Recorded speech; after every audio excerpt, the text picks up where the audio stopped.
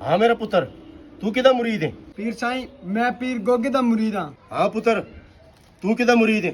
पीर साईं मैं बाबे लद्दन शाह दा मुरीद हाँ। हाँ पुत्र, तू किदा मुरीद है? बाबा जी 1 मिनट।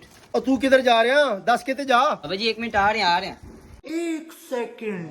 די, שוב אתה חוזר, נמאס לי להיות שם בכל יום שאתה נופל, עולה בגעגוע והכעס מתגבר, זה לא הוגן. די, שוב אתה הולך, ממי תנתק את המנגנון אני... माशाल्लाह माशाल्लाह माशाल्लाह। वुजू करके आए हैं? जी बाबा जी। चल दस फिर हूँ किस दा मुरीद है तू?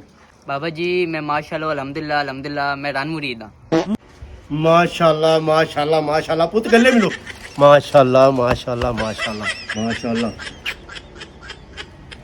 माशाल्लाह। अपने पीरां दी की खिदमत करदे हो तुसी? बाबा जी ਅਸੀਂ ਪੀਰ ਹੋਣ ਦੇ ਉੱਠਣ ਤੋਂ ਪਹਿਲੇ ਉੱਠ ਜਾਂਦੇ ਆ, ਬਸ ਘਰ ਦੇ ਸਾਰੇ ਕੰਮ ਕਾਜ ਕਰਕੇ ਆਪ ਮੈਂ ਛੋਟੀ ਕਾਲੀ ਚਾਹ ਦੀ ਪੀਣਾ ਤੇ ਉਹਨਾਂ ਨੂੰ ਅੱਧਾ ਕਿਲੋ ਵਾਲੇ 2 ਮੱਗੇ ਪਿਲਾਣਾ। माशाल्लाह माशाल्लाह।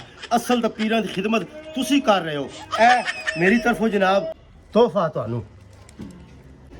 सानू भी अपने पीरां दा मुरीद कर लो।